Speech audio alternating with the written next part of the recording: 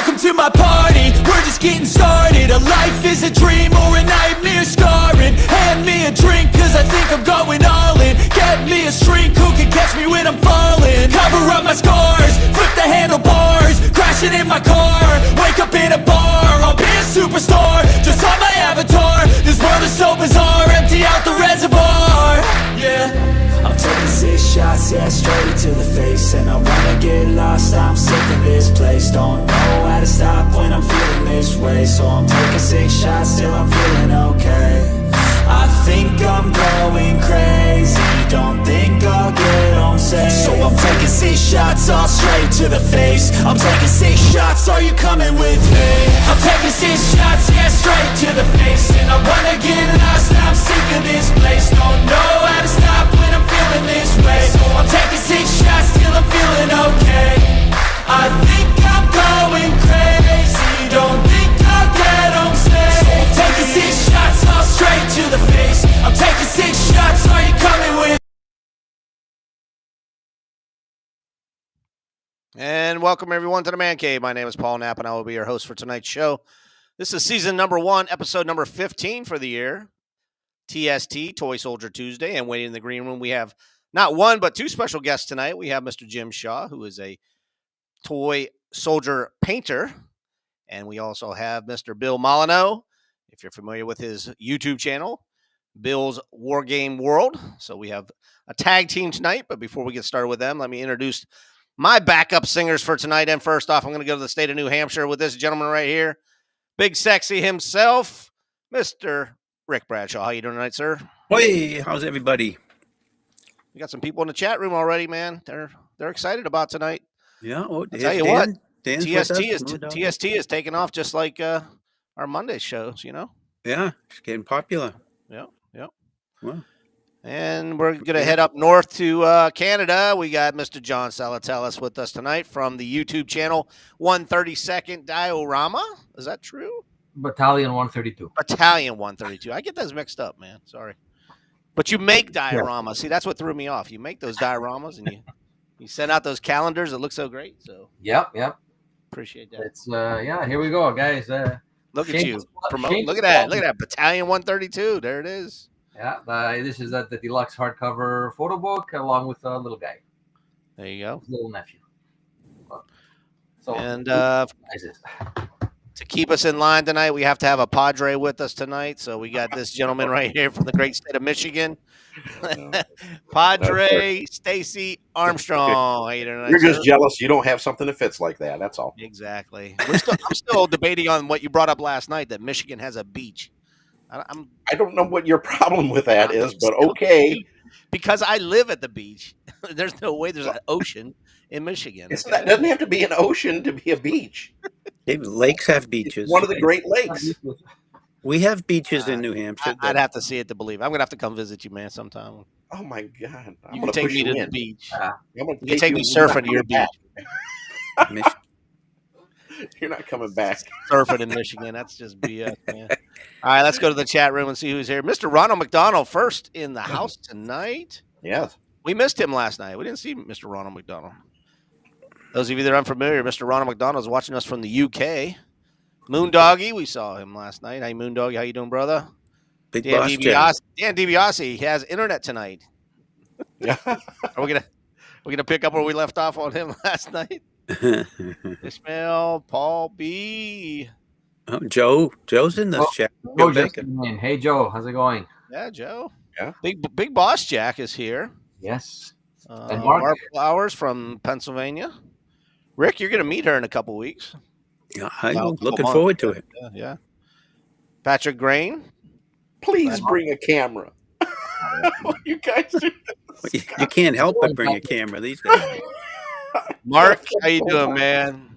Mark, I love Bill's channel too. That's how I found him. And actually, I had no idea that you could war game in 132nd scale, and now I'm learning a lot. So, Hey, I thought war gaming was all 172nd scale, but that's why I got hooked on Bill's channel. Who else we got? Mr. DiBiase. Oh, Joe Baker. He's on vacation. He apologized. He said he can't be here today. Probably next week. But he's watching. I snuck away from the relatives. Is that what it was? I was going to say, I wasn't gonna say where he was, but he's not home. Oh well. And Lone Wolf is here, so I think I got caught up in the chats. We got 20-some people watching, which is great. I'm gonna go around the room real quick and say what's new in your zoo. And John, what's new in your zoo, brother? Slow week this week. No, the mailman didn't make it to. No, he's coming tomorrow actually. So next week we'll have a couple of things. I just want to show off a little piece that I gotten from. It's a Hanomag Kuba wagon. Ooh. So usually the Hanomag, we go with the figures and everything, but this is a pretty nice Kuba wagon. The only problem with it is that the wheels fall off, so I have to find a way to get it to stay on. Is that 3D printed? No. This is the the rubbery type. The Atlantic? No, Hanomag from. The name brand Hanomag. Yeah. Okay. Yeah. Oh yeah. That's what I meant. Yeah. So just accessorize it a bit. Added a little sledgehammer here. Mm-hmm. Yeah. Hammer, and added a little. I guess a Marx recast German. Seated German. Yeah. So yeah, nice. Pretty nice. And it's pretty heavy too. It's not very light. I mean, it's a solid piece. That's it. There will be more stuff next week. I promise. Okay, well, I mean, it's very unusual for you to say just one thing, dude. I was just making sure. Show your book, bro. Show your book. Yeah, show your book one more time, just for people to. All right. Well, yeah. So, however, this is the Battalion 132 military diorama toy soldier photo book. This is the big deluxe edition, and this is the regular size. And where can we get these at? You can get them at battalion132yahoo.com. There is a website in the works. Okay. Oh, really? So I am working on that. Yeah, along with a couple other little things that I'm not going to talk about yet because they have to come to fruition. But I'm working on a few things regarding all the merchandising and all that, make it more accessible for people and easier for them to to get to and look at. Don't forget they can get a calendar too, right? Yeah, there's calendars. There is mugs. Very cool calendar, man. And the calendars, of course, if there's an image that you like, because it's print on demand, I can actually, for example, if you tell me, I like this photo from the calendar, I can actually make the mug with that photo. So it's everything is pretty it's customizable. It's easy to do.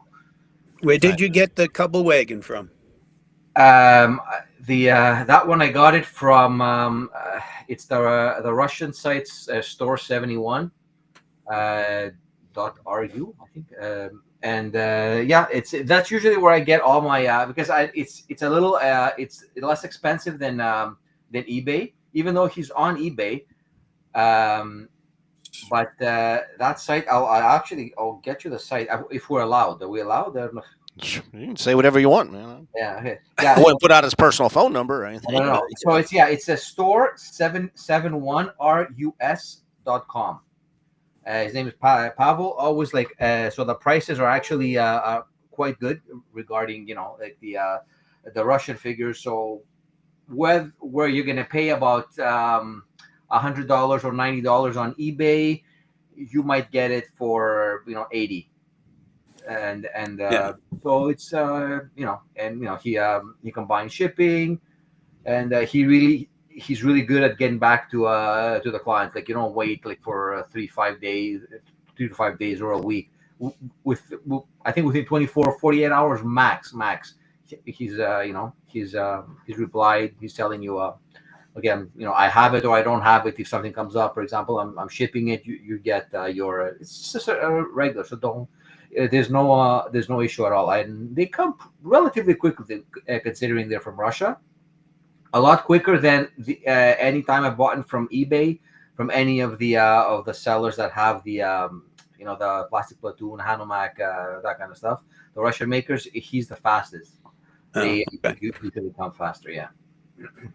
Cool. Right on. All right, Padre, you're up, man. Give us a prayer. Okay. So apparently, I guess I do collect toy soldiers. I may have to admit this, I guess, because It's the last okay. show, Craig Remington had those presidents on there by Louis Marks, and so yes, I collect them. I have a book, and then I only brought a couple figures, so this is the last two of all the presidents that I have. This is Dwight D. Eisenhower in the whiter color, and then the darker color is JFK. And then these are the same two, Dwight D. Eisenhower and JFK in the smaller versions, and then I'll show you the size difference. Oh wow, Yeah. that's So pretty small. Yeah, yeah, so I collect these. So I guess and they're hard guilty of- plastic, right? They're not soft plastic. They're hard plastic, yeah, and they make two versions of these. This is the unpainted, then they have a painted version. The base is painted gold, but then the uniforms are, the suits are painted different colors for the different presidents and stuff. Yeah. Different hair color. So, Cool, man. something I like to collect. So, Yeah, very cool. uh, Hey, John, it's- are you seeing those questions in the chat room? Oh, no, it's not. I don't have a website. I'll tell you my my email address. You could just type in the chats directly to them, dude. yeah, they just want you to say the website again. Yeah, just type it right in. and I they'll see type it. I have to do this from my from my phone. All right. I don't know how to do it through here actually. Gotcha. Rick, but yeah, just to say it, it's a Battalion 132. That's a BATTALION 132 at yahoo.com, and I'll type it in so whoever's. And Patrick Grain wants to know, are there any issues getting stuff from Russia? I haven't had it so far. Okay. Well, I mean, that's it good. takes about a month. Okay, so like for stuff to get here, I mean, to Canada. So I don't know if it's gonna take. But I've had other sellers from eBay. It's been around 2 months for these types of figures. So this Store 71 is a lot quicker than everybody else, I would say. Good. Back to you, Rick. Sorry Very about that. cool. That's all right. Go ahead, man. So I have a couple of things. Yes, sir. So again, I'm back to 118. How about a 118 paratrooper Oh, that's cool. Wow. Yeah. from I Joy don't- Toy? Oh, Joy Toy? Fully outfitted and ready to go. Doesn't have a patch on the sleeve, though, huh? No, No. no. So, just And be a the generic- helmet is from, I believe, from Elite Brigade, because the helmets that Joy Toy made on these American paratroopers look like British helmets. They looked terrible, Oh. but this one is a little better. Even has the first aid pouch attached. Now, does that backpack come off and stuff like that? It looks like it does. Yeah, almost everything comes off. Yeah, you can Oh, take nice. it off. Yeah, very nice. So it's nice. So you can get a couple different looks. Ah, good. And I've got an SS Trooper Oh, with a yeah. Panzer Oh, Shrek. wow. Yeah, Yeah. Panzer Shrek. Yeah, there's a Shrek, yeah. And these guys are fully articulated, double jointed knees. He's Yeah. kitted out pretty good. He's got his Yeah. his MP40. You know, Yeah. he's ready to go after a tank.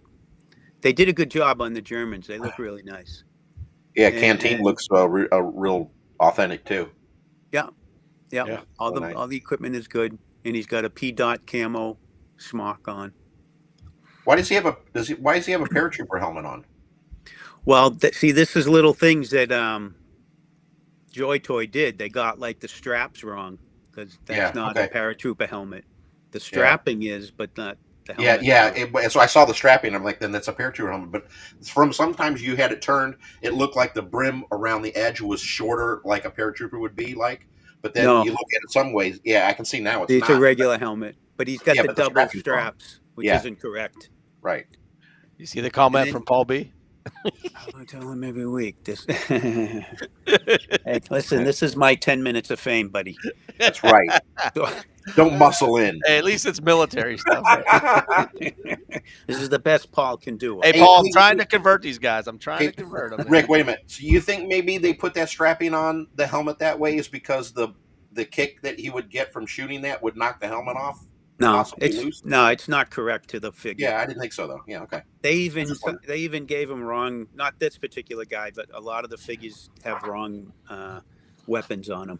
Oh, They got Germans carrying British machine guns, and it's just not. nice. Okay. So this is 21st century toys again. Oh yeah. Oh, that's amazing. Is that a Wow. And Dodge? this is a Dodge WC-51. It's a But, yeah. 3/4 ton weapons carrier. Yep. All right. And I'm really handling this very gently because these things, again, the plastic on them is so brittle. I actually broke this bringing it downstairs. Oh, really? And that's a Joy Toy figure of a American in there. See if I can get a good look at him. Wow, it looks really good though. Yeah, Yeah, that's nice. he's got all the Yeah, tools on the back. got a shovel and everything. The pick in the The back. wheels do move. The front wheels do not turn. Well, at least they roll. So on the way down, this comes up too. Mhm. So Yeah. on the way down, I was carrying it just like this, and I felt something go underneath. And if you look, Drive shaft. this thing is very intricate. It's not Oh, just yeah. like a basic, plastic flat piece. It's very intricate. And yes, part of the drive chain had broke off. Yeah. And that's the thing about these. If you buy them, you find them. And I couldn't find one of these on eBay. I found a bunch of other vehicles, but I could not find this weapons carrier. Mhm. Anyways, even if you're lucky to get one in a mint in box, which is plenty to pick from, a lot of people say when you pull them out of the box, they start Yeah. to fall apart. Stuff falls off, huh? This one I got loose. The guy packaged it really nice, and still stuff broke off. The horn broke off, and some stuff that I just glued back on. But every time I carry this thing around, I'm like carrying an egg. I expect it to just fall apart.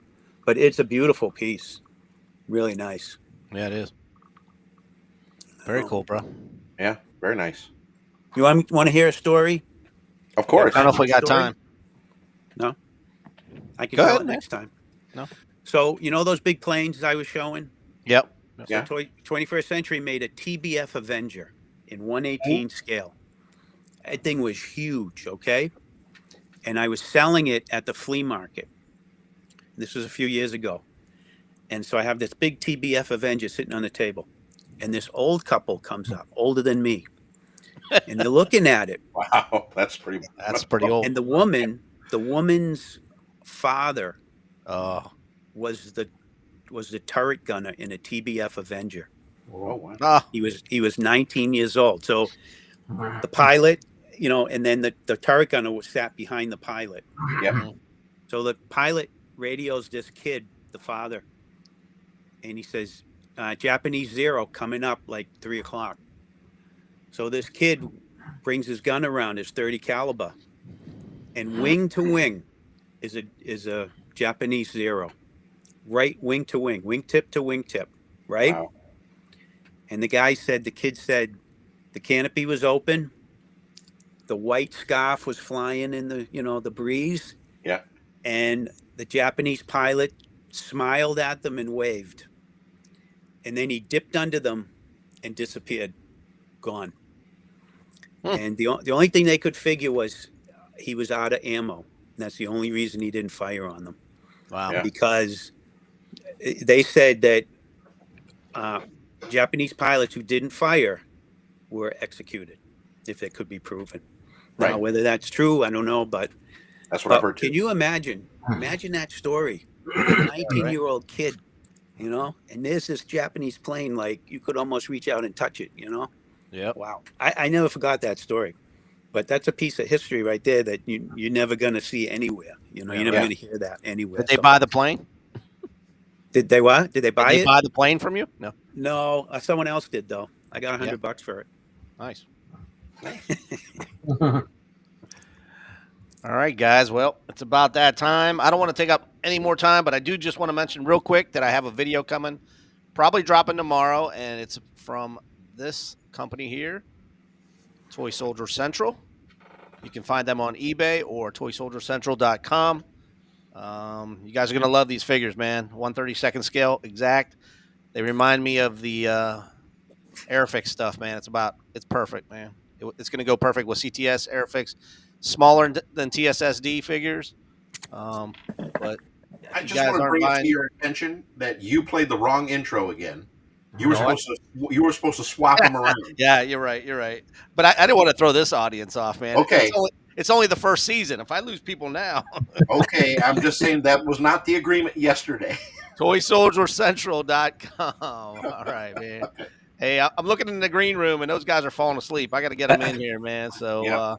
I'm going to bring in Mr. Jim Shaw first. This is Mr. Jim Shaw, the painting expert from Gettysburg. How are you tonight, sir? Good. How are you, Paul? Thanks for having me. Welcome, Jim. We don't have a clap button, Jim, so we all got to clap for you. Is that okay? All right. So, tell me, how did you and Bill ever hook up, man? I got to know the story. Because on every one of his videos that he pulls out your figures, he mentions you, man, and you're like the painting expert. And I've looked at some of that stuff up close. It looks pretty detailed, man. I'm no figure painter, but your stuff looks pretty awesome, man. Can you tell us how you guys met? Yeah, well, thank you very much for that. I was working for a national soda company, and Bill was working for, I believe, a candy company, and he was doing inventories. And I was in the store in Brunswick, Maryland, and he came in and we started talking, and that's how we met. And years ago we met again and met again and met again, and we started gaming together, and we became good friends after that. Went to his wedding. Wow. Spent the first night with his wife Lisa, so it's all good. Wow. Right on. Okay, well sorry, Bill. So how many figures would you say you've painted for Bill over the years now? I don't know, Bill, 1,000 maybe. Really? Man, dude. 800 to 1,000. I probably painted over 10,000 in my lifetime. Wow. So this is not just a part-time gig when you want to do it. This is like a full-time job, huh? No. I mean, Bill likes what I paint. As long as I paint for people, they're happy. 6 to 7, maybe an 8 out of 10 is me. For me, it's getting them done fast and getting them out to the person that wants to play. They're playable. They're painted, and they can have them. I've done 65 figures in less than a week, and Bill can testify to that. So, man, dude, that's some quick painting. It's just fun. It's relaxing. I listen to my music loud downstairs. My wife's up in her room doing her cricket stuff, so it's all good. There you go. Nice. Kind of questions you got for Mr. Jim Shaw here? Where did I lose you? Right here, Rick. So you do commission painting? Like people send you figures? I like to barter because I don't feel quite frankly, I don't feel my work is that good enough at a 6 to 7 when people want detail and eyes and such. So I'll barter. Hey, how about a couple boxes of 1/32 figures, and I'll paint for them. I don't need the money, quite frankly. That doesn't interest me. I'd rather get more miniatures, even though my wife would say no. But yep. So what's your collection consist of? Are you right now it's mainly 28 millimeter from 1865 on up through 1948 to 50. I have a couple pilgrims in the background and some French and Indian stuff, but they're all put away. And right now I've finished up 65 Australian Grenadiers and line infantry for a gentleman. So he's going to send me some boxes of figures. I finished up some 28 millimeter Hungarian tanks for myself. I've got one project I'm working on now, and I just finished some World War I Japanese. So, wow, having a good time with it. My buddy Joe Baker wants to know if you need any airfix. He just got a whole lot a week ago, man. What scale? 1/32 scale. So. Yeah. No, if he wants them painted, fine, but I don't collect them anymore. I collected the 1/72 and 1/87. I sold those so I gave them to somebody that's going to play with them. I didn't. Yeah. Now, are you a big Gettysburg nut like myself? I like it. We've seen everything and everywhere in Gettysburg, and I've taken people on the battlefield tours, hit almost every bar and restaurant we have. So anybody that wants to just go around, let me know, and I can take them around. I've seen it all, and I like the history, and I like to walk the battlefield and ride my bike on it. So it's very nice. It's a nice area. It's peaceful. Yeah. Yeah.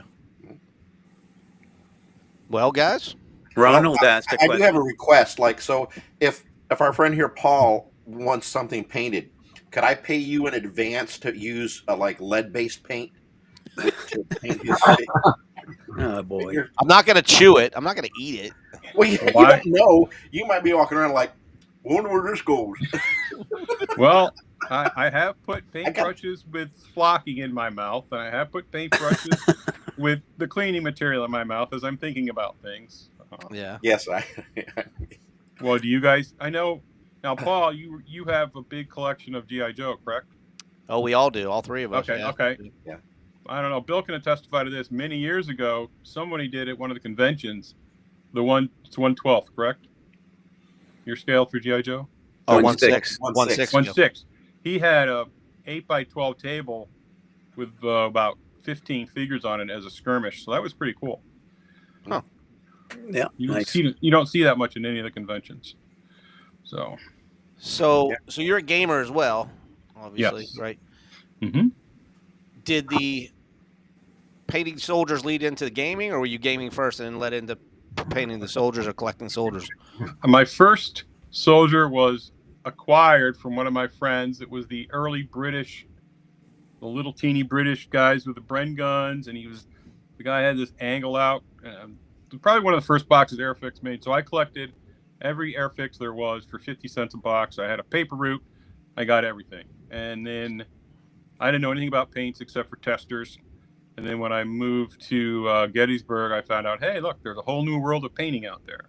So I started painting figures for my friends and ordering them. And, Bill likes what I do. I have a couple friends that like what I do. So as long as the guy that's happy, I'm fine with it. So, yeah, I collected first, then I started learning how to paint. Still not the best. Hey, man. What do you use for paints? You use like Vallejo or something, or? I use a lot of Vallejo, Army Painter, anything I can find. I mean, Vallejo Gaming. I probably have 400 bottles of paint floating around my room. Is everything painted with a brush, or do you airbrush too? I don't have a spot in my house to airbrush. Oh. You got a question from the chat room. Ronald McDonald wants to know, have you ever done Spanish Civil War soldiers? When I was doing 15 millimeter, I did 4 to 5 armies of Spanish Civil War. And did you say what scale you like to paint the best, or? I like right now. I do like the 54s, the 132nd, because they can show you a lot of detail. But I go back and forth between 28 millimeter and 54 because Bill usually gives me. He goes, hey, paint this for me. I say, here you go. So, Jim, do you paint your own? Sorry. Do you paint your own figures? Like your own collection? I don't really have much of a collection anymore. I have a lot of friends that keep me busy. So, like I said, I mean, I've got some World War I Japanese I just finished. I have a boat I need to repair. So I don't really. I mean, I got a 28 millimeter Hungarian army that. Took me 3 days to paint, so I'm working on the tapes, the paints themselves. Got another question from the chat room. Joe Baker wants to know, do you have any examples you could show us right now? Here's a 54 millimeter. I'll bring you up big here. World War I Japanese. Oh, wow. And then here's his compadre right next to him. Whoops, going the wrong way. Yeah, right there. So, and these are fun to paint. And I got the shadows down. Let's see if I got a guy with the eye. Maybe you can see. I'm still not good with the eyes, but there he is. Now, do you put a clear coat on top, gloss or matte or nothing? When the weather prevails, I put a matte coat on it, or I put a wash with floor wax on it. Oh, wow. And then when I can get outside, I can put a clear coat on it. Whatever. I don't use. Bill likes glossy. I like matte. Yeah. Jim, do you put? Sorry, Paul. Do you paint? Do you paint for any of the retailers out there? Like no. So it's just for Just for people, I mean, if a retailer wants me to do it, I mean, I've sold figures to retailers, the local hobby shop here in town. Okay. But no retailer has ever come up to me and said, "Hey, paint." And my painting's not that good. If you want to booyah, like for you guys, diorama, no. It's not a 10 or a 9. It's just, could be an 8 at times, but mainly 6 and 7. I know my limitations. No, they look good. I thought those looked great. Thank you. I did too. Yeah. Absolutely. So me taking a can of spray paint to my figures, what's that, like a 1-2 on your scale? Or what? if you're a 7 or 8, I mean, like it's a 0. If you put a gray coat on those and you use speed paints, you can have those figures painted in 20-30 minutes. No, you could have them painted. No, speed paints are very forgiving. Oh, really? And if you make a mistake, you paint it over. Yeah. You're the only one that's going to know. How many people are going to say, I don't like it? And then I want to repaint it. That's so true. I mean, just never taken that big leap of faith yet, man. I'm Yeah, still a traditional. If it comes in blue, it's staying blue. You and I both, yeah. I'm Well, sure. when you go ahead. I just hope one day, when I retire, that'll be a thing I could do. I'd actually paint my own figures.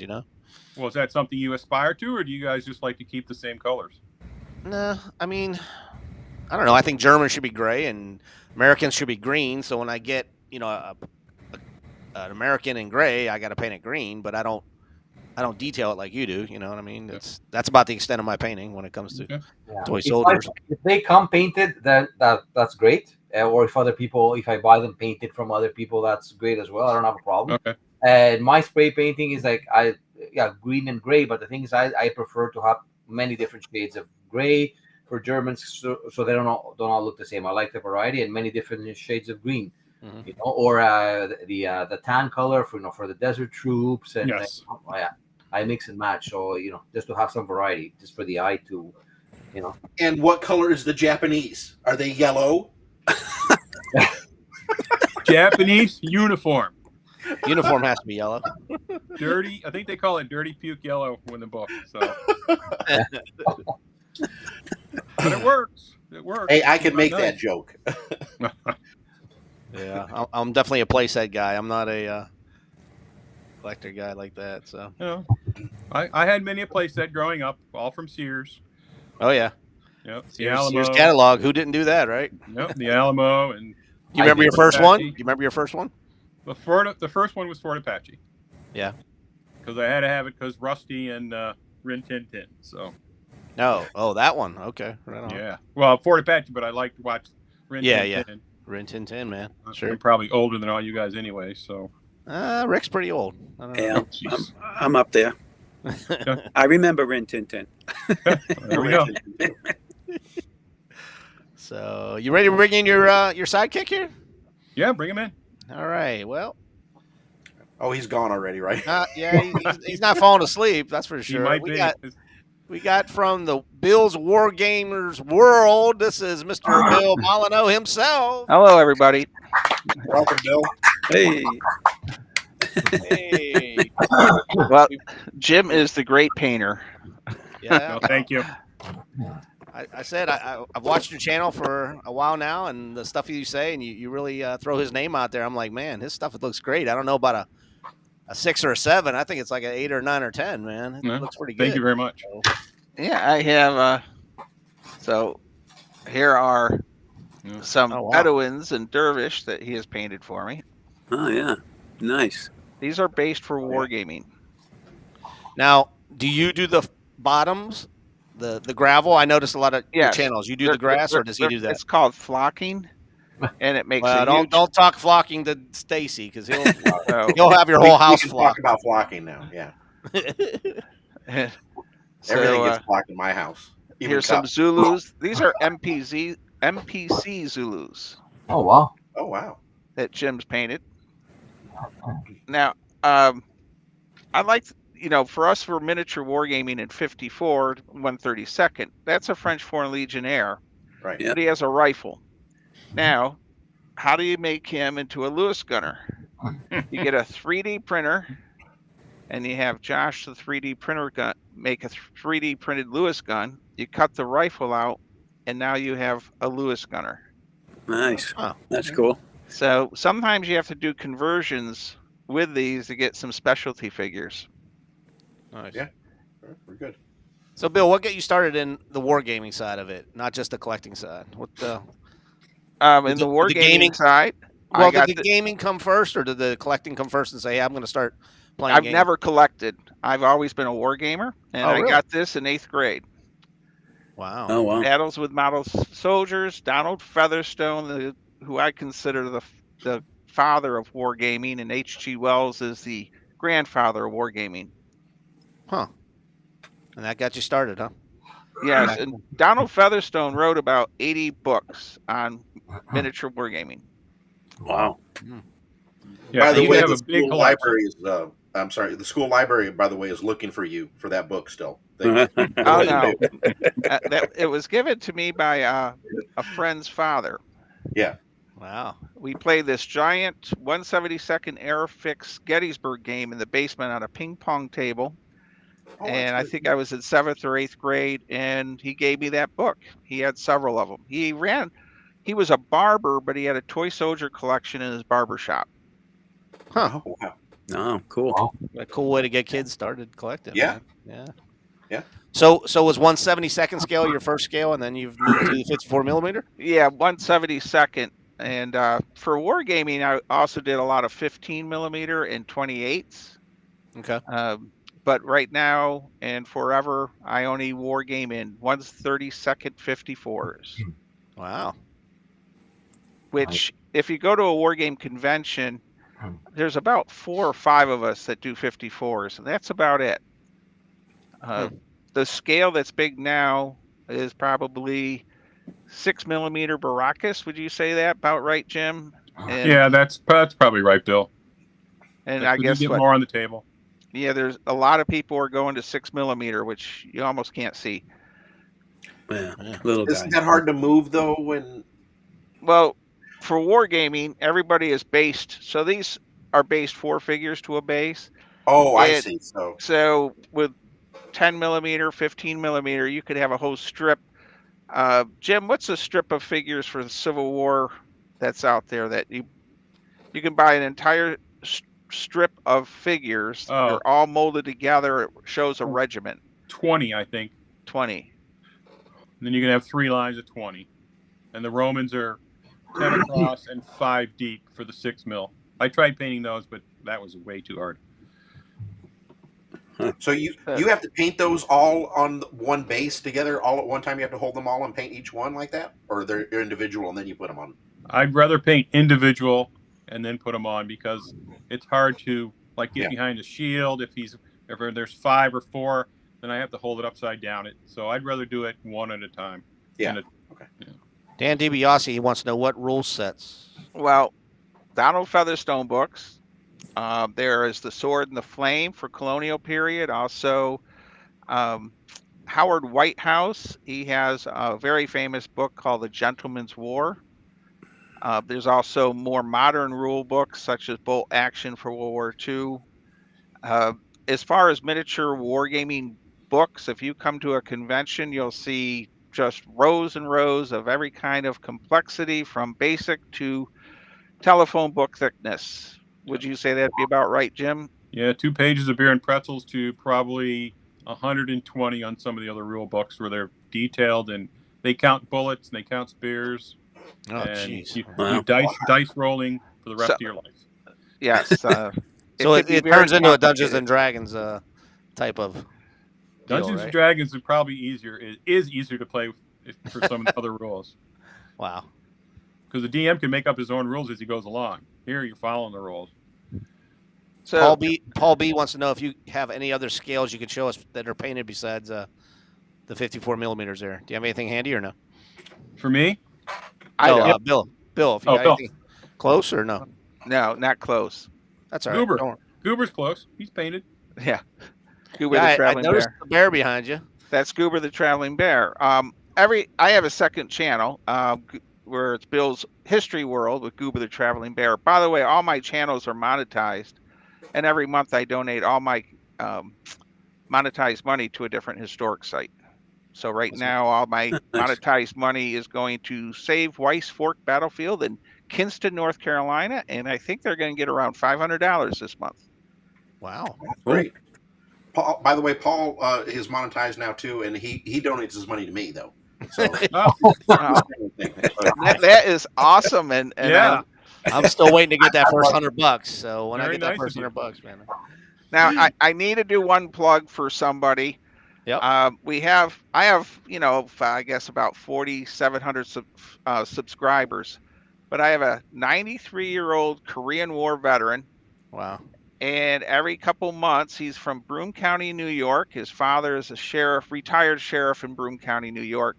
He sends me vehicles that he puts together. So he's made me a Tiger, a Wesp. He just sent me this for Pork Chop Hill. And I did the Korean War miniature war game series this past 3 weeks, and it was dedicated to him. He's 93. And the detail of these vehicles that he puts together, and the decals, the Panthers, the Tigers, it's really incredible that he does that. And Sheriff John, uh, he and his, it's just amazing. And his name is Vince the Prince. That's what they called him in the Korean War.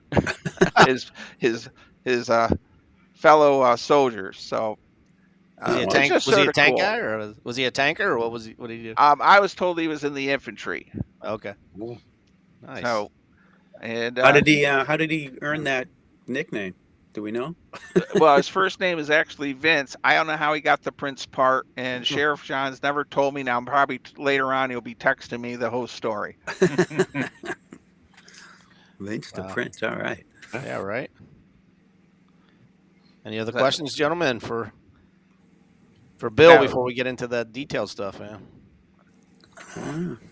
Is there, Bill? Is there any specific besides the books that you use for the for the rules and everything? Is there any games that you use for example, for terrain and while using the figures? Well, Like you with can make tile? you can make your own terrain, of course, and then at conventions there will be a plethora of different people that have produced everything from trenches to barbed wire, trees, orchards. It's actually an entire, I would say, tennis court size, twice as big with just vendors. You could spend a whole afternoon just going through all the wargaming vendors, right, Jim? Yes, tremendously, yes. Because you can buy generic terrain to fit any type of figure. So you could put a 54 millimeter or a 28 on an open field, and that you wouldn't know the difference because there's no houses. Mm-hmm. Okay. So I'm guessing when you do these war games, they some of them are historically accurate. Yes. I try to be, but I also will bend history a bit for fun. So for my Pork Chop Hill game, this tank was not yet Pork Chop Hill.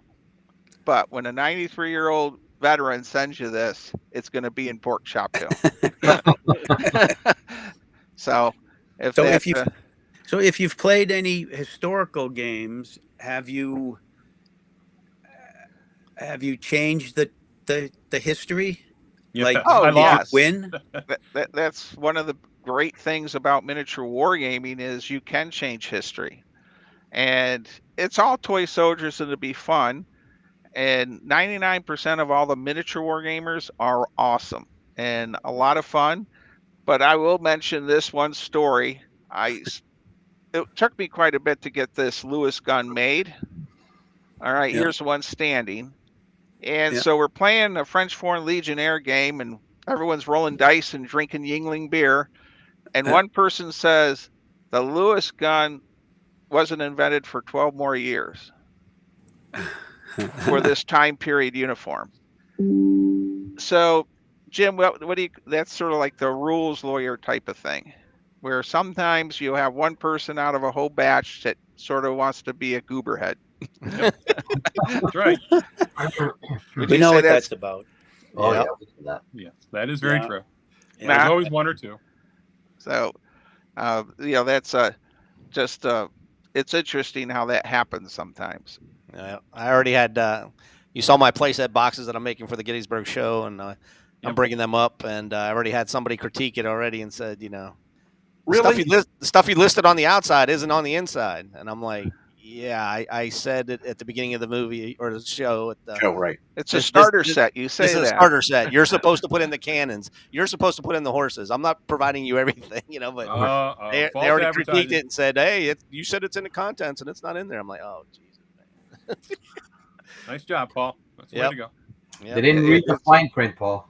I'm sure I'll still They sell didn't my listen. sets. It's called a starter set. You provide the rest. Paul, can I do a quick? Oh, yeah. I was hoping you would get to that. Yeah. All right. I make board war games. It's Bill Molyneaux BMG Games. This is my newest game out, The Battle of the Hook in Gloucester, Virginia. And this is sold in Yorktown and Gloucester in Virginia. And my line of board games are printed by Blue Panther Printing. And I'm very proud to say that they're sold at places like Fort Ticonderoga, Fort McHenry, right here in Baltimore. And that one here is War of 1812. So it's pretty neat to go into a national park and see my different war games.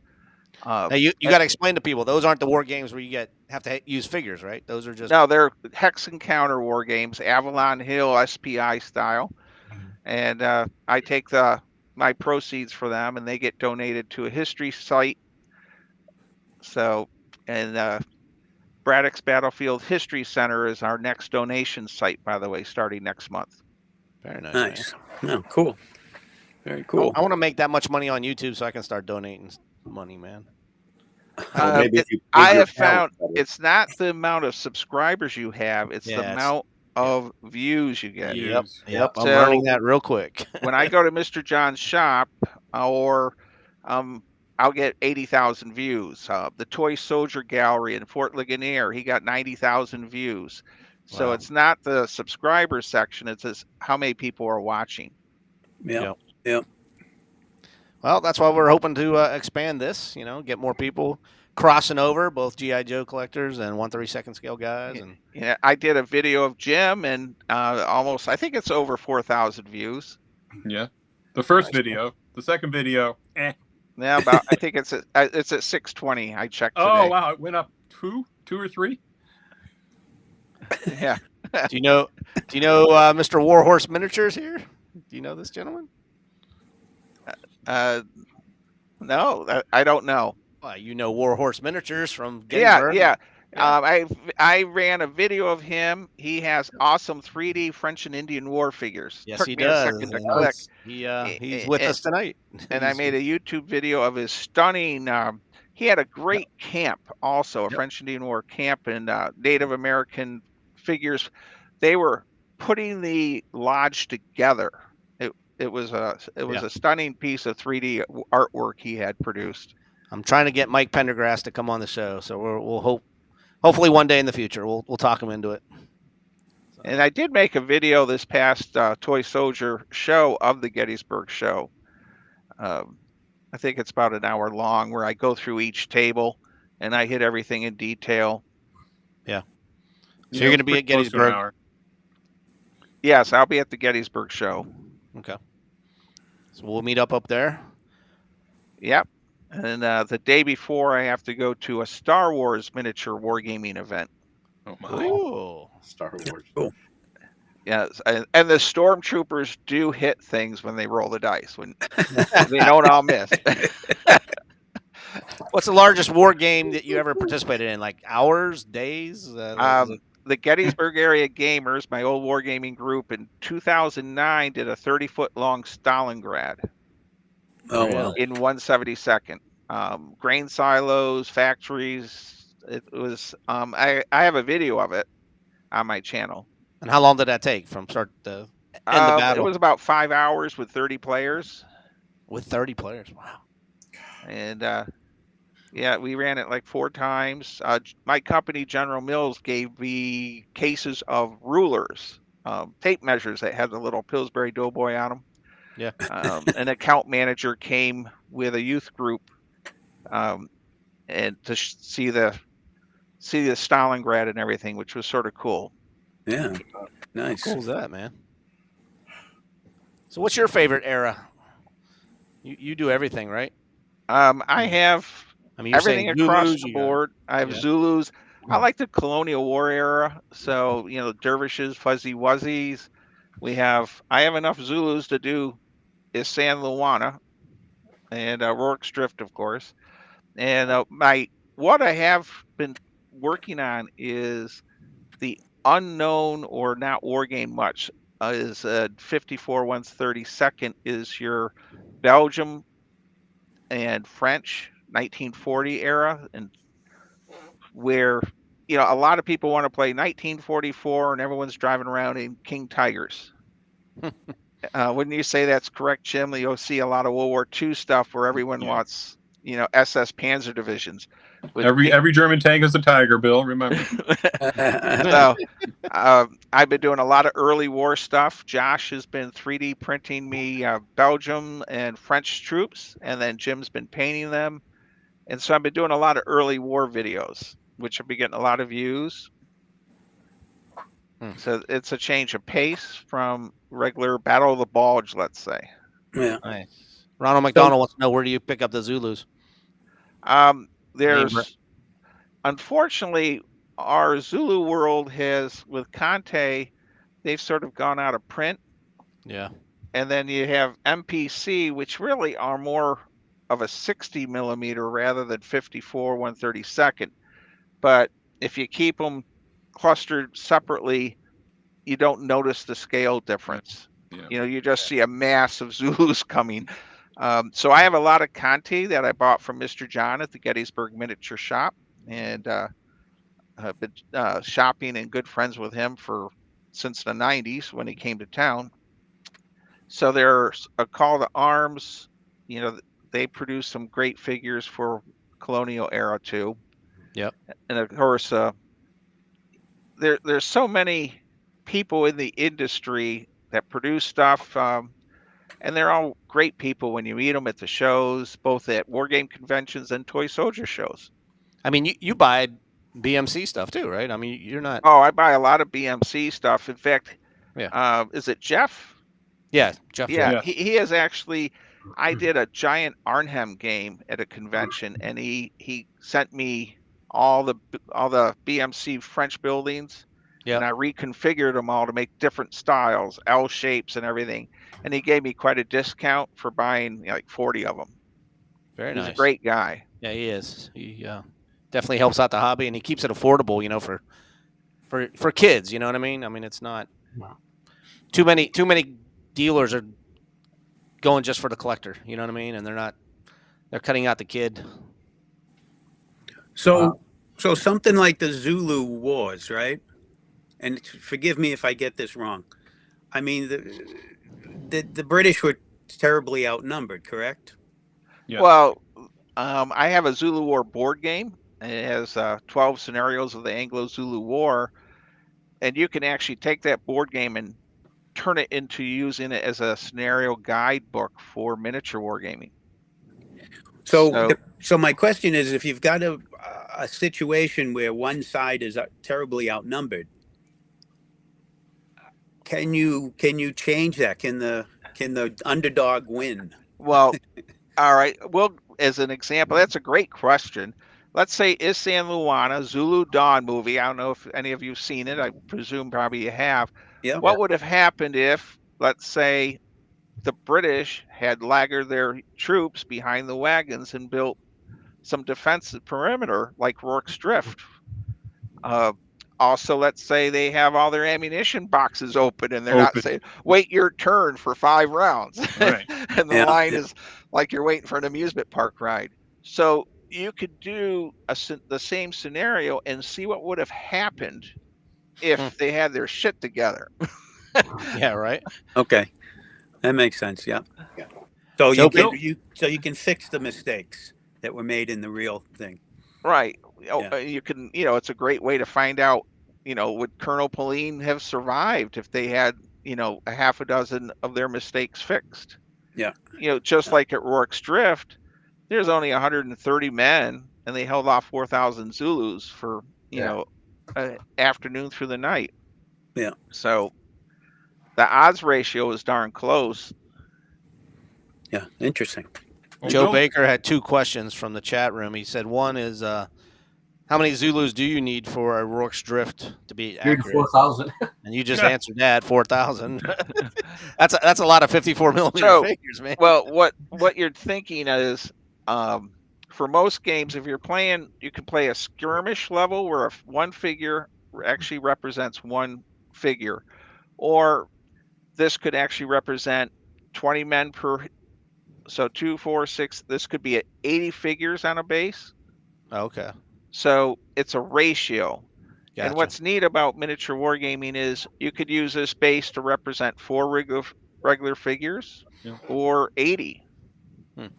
and so you have a range, and then all your rules and ranges would change with that scale. Nice. Yeah. And Jim, what do you like best, skirmish wargaming or? Oh, I like the skirmish. It's fast and it can be bloody. You've set up a couple games. They're talking about historical, the Battle of Weiss Fork.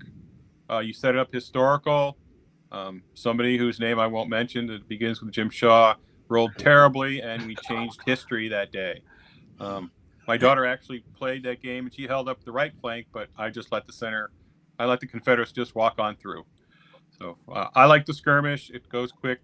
But I also like some of your games, Bill, that you like. Take the fort. What's the fort? William Henry. That's a good game. Doesn't take all afternoon. It's a little more than skirmish, but it's a great game. So, can you take something like that doesn't exist, say the Guns of Navarone, and turn it into a game? Yes. He's done. Or I have Fort Apache. Can you turn Fort Apache into a? Oh, Yes. sure. And Yeah. right now on my channel, my opening video is a Guns of Navarone that I revamped totally, and new collectors will freak out, but I turned it into a Japanese strong point. So it's all rebuilt. It's got lichen all over it. It's spray painted black because it's going to be used as my giant Iwo Jima game in July at the War Game Convention in Lancaster, Pennsylvania. Oh, nice. And it will be stacked on several layers of styrofoam. So the thing will be up off the table by about 6 feet. Oh wow. Yeah, Big you giant need volcano. whoever's running that Navarone, which is Iwo Jima, will need a step ladder to get to the top layer. E4 Airman said he watches your channel and you show everything on how to set everything up, which is great. You have a? Are you in the basement now? Are you in the war room? I am in one of the parts of the basement where a lot of the figures are behind me. I have hundreds of those plastic tubs full of 54 millimeter figures, and the next part over is where the war game table is. So my buddy Rick here, he collects a lot of 1/18 scale stuff. Could he possibly take 1/18 scale and turn it into a war game? Of course. Or Yes. would he be kicked out of the wargaming community? No, that would be No, welcome. no. That would be a welcome change. And how about? And this guy collects a lot of 1/6 scale. Can we do that? Yes. Like Jim said earlier, there was a fellow that did 1/6 scale. I also That remember would be cool. maybe 20 years ago, someone had some G.I. Joe armor vehicles, and they had them on the floor. Yep. Yep. That's So right. how do you? I mean, Yeah, that's got to be impossible to. I mean, your playing field has got to be huge. I mean, if you're would have to be, or yeah, Not a lot of figures. You can't do it with Yeah. 40 to 50 figures on a side. You'd be there. You guy would be drinking all day long after that. I mean, you might want to drink all day long, but exactly. There you go. you do 8 aside, 9 aside, you can get by with it. And maybe one vehicle or a tank. Like Oh. Hunt the Tiger. Yes, and I should mention I'm wearing the trusty Chucklehead Wargaming Group shirt. Our Wargaming Group in, I guess, Baltimore is the Chuckleheads with Walt Leach, Kevin Colonel Handsome, who has quite the following in our Wargaming Group. When I make a Wargame video with Walt and all at his house, we have such a following for the Chucklehead games because everyone's arguing. Then I'll hit 5,000 views with one of those in 3 or 4 days. So Paul B wants to know when's the show in Lancaster? July 17th, I guess 16th through the 20th. All right. And Joe Baker's coming back to the same question. Wants to know. So if you do the Rourke's Drift House, if there was really 4,000 there, how many do you actually use to represent 4,000? I guess. Well, I have several Works Drift videos on my channel and with different scale levels. So I'm currently using 60 bases. There we go. With 4 Zulus per base. And that represents roughly 4,000 Zulus counted as each figure at 25 figures. Okay. So one base here would be 100 Zulus. Oh, 25, not 20. Okay. Yeah. All right. Wow. sometimes if they die, they can come back on the table as a second wave or a third wave. So you can have more figures. You don't have to have 4,000 figures. You can have 700, and you just recycle them as need be. And Gotcha. Jim brought up a great point because I do one wave and then a second wave and a third wave in my scenario system for Orcs Drift. I got to ask both you guys this question, and it doesn't pertain to gaming, but where do you see the 1/32nd scale in the next 5-10 years? I mean, you're buying them to play. We buy them to collect and put in dioramas, but we're both buying from the same companies and stuff like that. Where do you see it in the next? I think 3D printing, our friend Josh in Hanover, Pennsylvania, he cranks out tons of 3D printed stuff. Yeah. So I'm going to say the 3D printers in another 10 years really is going to take a bite out of the manufacturers that are producing the plastic stuff, such as Armies in Plastic. And Jim, what do you think? I agree. There's going to be, I mean, our hobby is not really expanding, maybe 2% a year, but then it drops down. A lot of places don't allow the fantasy gaming. So for your 54s, I don't think it's going to be a huge growth. I think it's going to stay the same. The companies that are making the plastic figures now are going to have to go another route so they can make their money, but also sell it to the people who want it, like you guys. I mean, if you're only ordering from 3 people and 3D printing is going to be the thing of the future, then those companies are going to have to realize, hey, we have to change the way we do business. Yeah. Can you give us information on Josh? We got some people asking where they can go for some 3D printed stuff. Go ahead, Bill. Josh Warliff. Does he have a website or a YouTube channel? You can email him at the email for him is Warts. I believe it's didn't expect to do that. Sorry, everyone. No, that's fine. You're gonna have to spell it out. Okay. It is Wart, W-A-R-T, then the number 3, D, Prince at gmail.com. So it's Wart 3D Prince at gmail.com. There you go.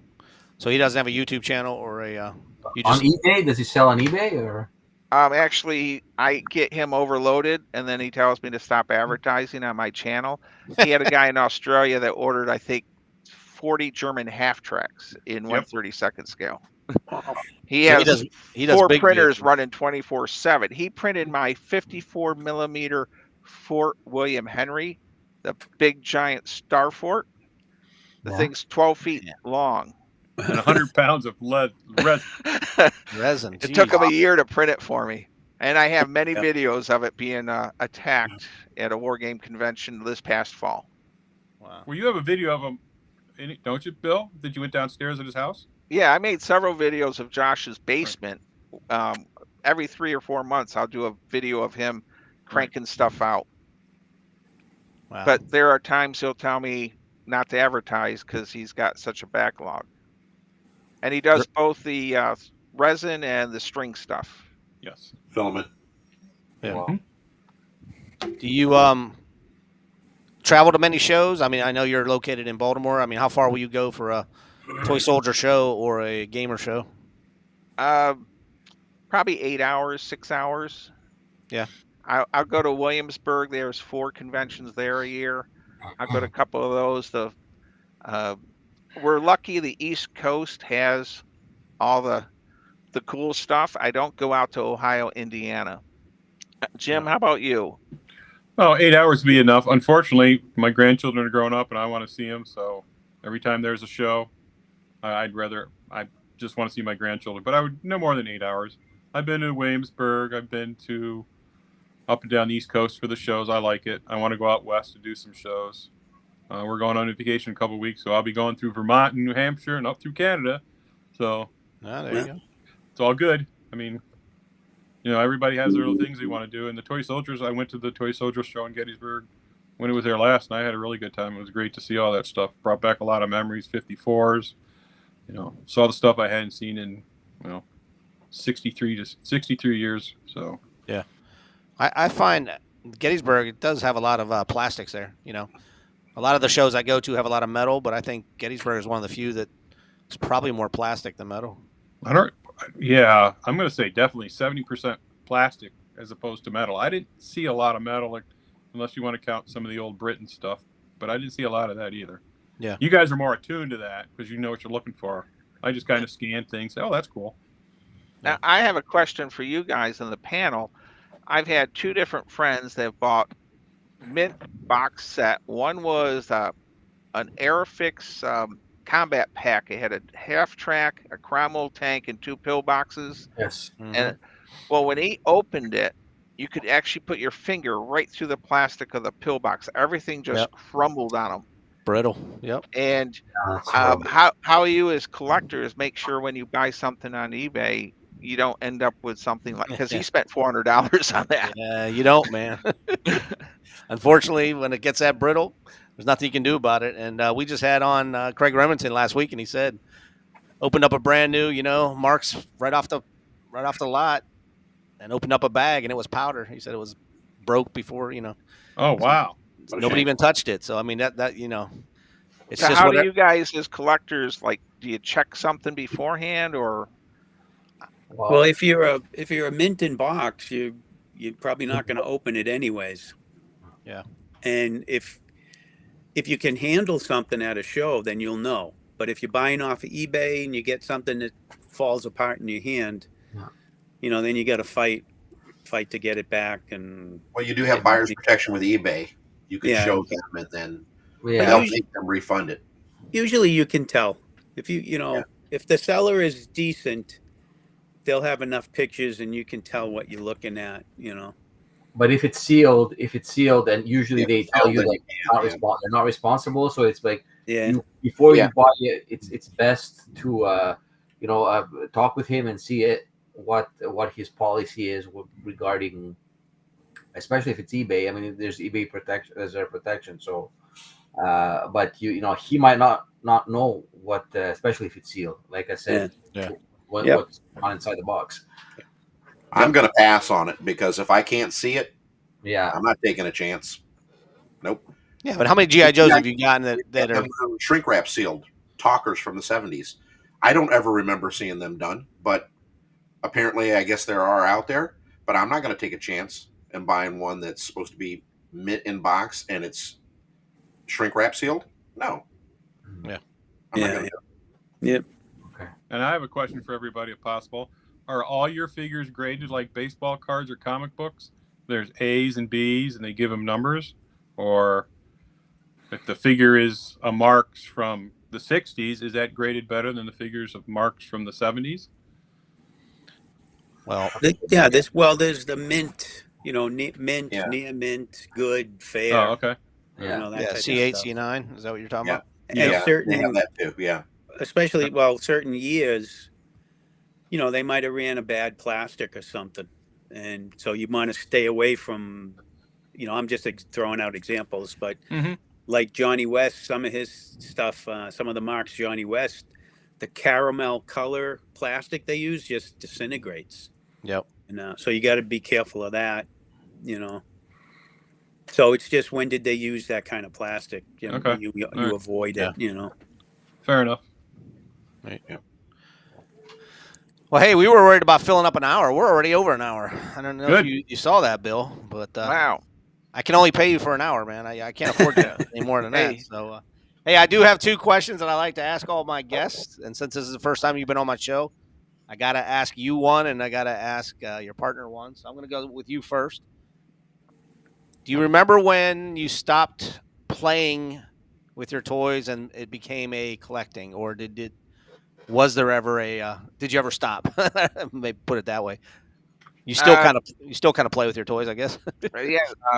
6th, 7th grade, I converted from just playing with toy soldiers to actually having dice rules. And also my school in Vestal, New York, we had a wargaming club. So by the time I was in 8th, 9th grade in the social studies, we were actually, I remember 9th grade, we did a box rebellion game with my history teacher. So very neat. Cool. Yeah. All right. And Jim, your question is? Give me one good childhood memory of you playing with your toys, and it doesn't have to be toy soldiers. It could be whatever one of your favorite toys was. Maybe a good memory, Christmas, New Year, or birthday, something like that. Johnny One Man Army M14 with the bullets that were plastic and they came out of the weapon. Yep.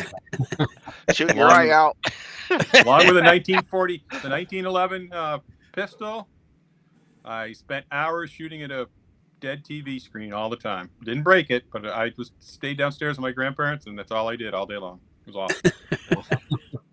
Love those memories, man. That's cool. So, hey, I want to thank both of you guys for coming on. Well, thanks for having me. It's Hopefully, great. you guys can come back and you know.